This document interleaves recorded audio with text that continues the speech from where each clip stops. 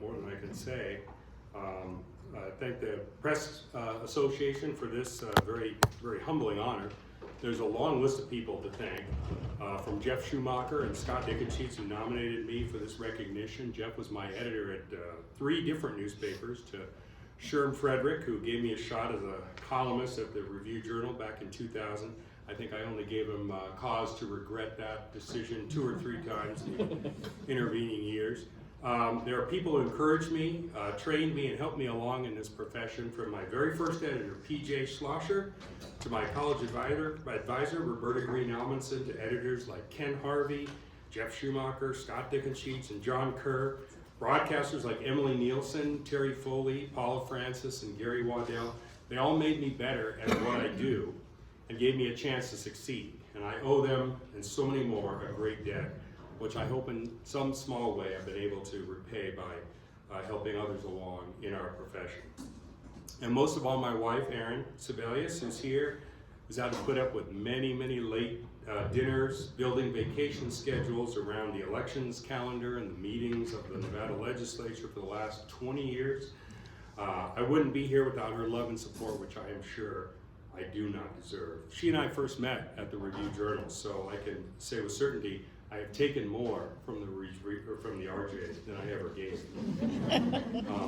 In my lifetime, I would not think to put myself beside many of the people who have been already inducted into this hall, including our most famous inductee, Mark Twain.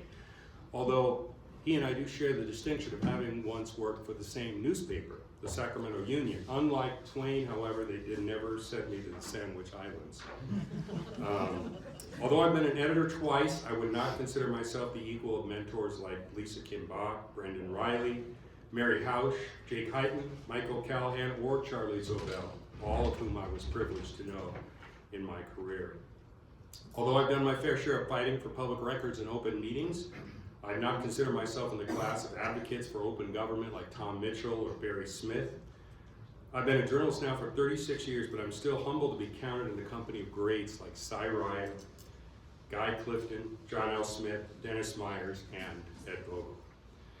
There are people in our hall who have changed the face of journalism in this state: Bob Brown, Hank Greenspun, and of course my fellow inductee John Ralston, who created a news organization from scratch that has left an enduring mark on this state and will continue to do so. And of course, amazing journalists such as the legendary Ned Day and my friend and colleague Jeff Garman, who gave more for this profession than any of us really could expect.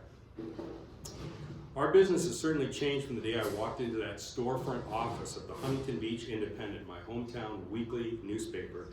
In those days, there were fat profit margins, big staffs, thick Sunday papers that could injure pets when they were thrown on the driveway.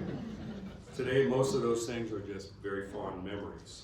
Now we find ourselves beset on all sides by cultural, economic, technological pressures that every day threaten the very essence of what we do. On the right, we're called fake news, and enemies of the people, intentional digs that are designed to sap credibility and blunt truthful reporting. On the left, we're derided as feckless for the sin of failing to depict society and politics in precisely the way that liberals see those things.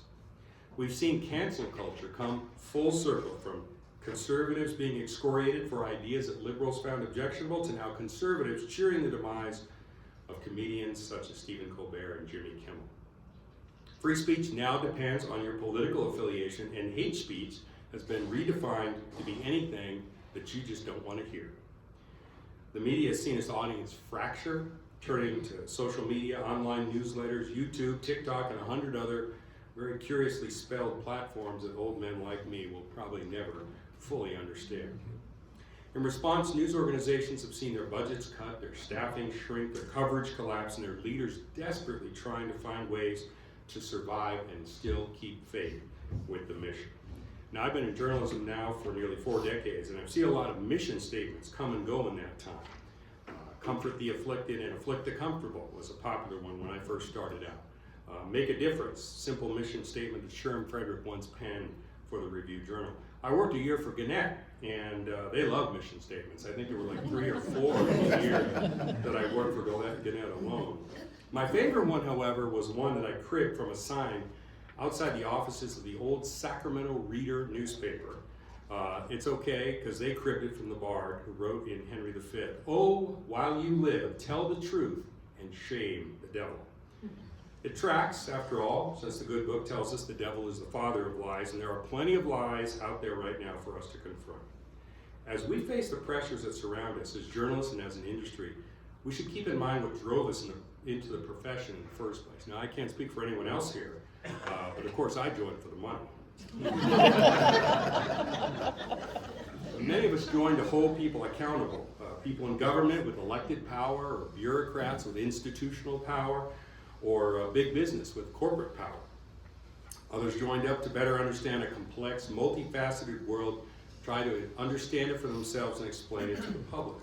Still others joined to tell stories that people would otherwise not have heard or didn't want to hear, but needed to. All of us, I suspect, hold to the idea that the better informed public, the better choices at the ballot box, and the better our country will be. Now, sometimes these philosophies get forgotten, buried at the bottom of that pile, like that one story you've always been meaning to get to just as soon as the news of the day calms down. But I firmly believe we need to take those ideas out of the drawer and dust them off now and again to remember those reasons. I believe they can be a guidepost toward keeping journalism relevant in an area when content, not necessarily news, but content is never farther away than the cell phone in your pocket. We're not just here to attract an audience to a website or produce writing to accompany advertising on increasingly fewer and thinner pages. We're here to do much, much more than that. We're here to find out what happened, why it happened, what does it mean, how does it affect us? What is, as Bob Woodward and Carl Bernstein always say, the best obtainable version of the truth? And there's that word again. A word that belongs to neither party, not to an individual, but for all of us who care enough to seek it out.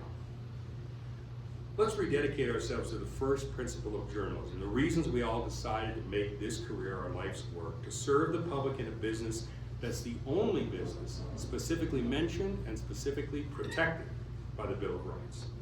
It's very easy with the day-to-day routine, the hectic schedules of deadlines, things that grab for our attention with every ping of the phone, to forget those principles. It's easy to lose our way, to make deadline without making a difference. But it doesn't have to be that way.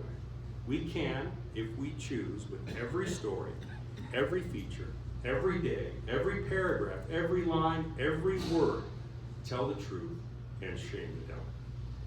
If we do, I think real journalism will survive and even thrive, because fundamentally, people are still suckers for the truth. Thank you again to the Foundation for this honor I will never forget.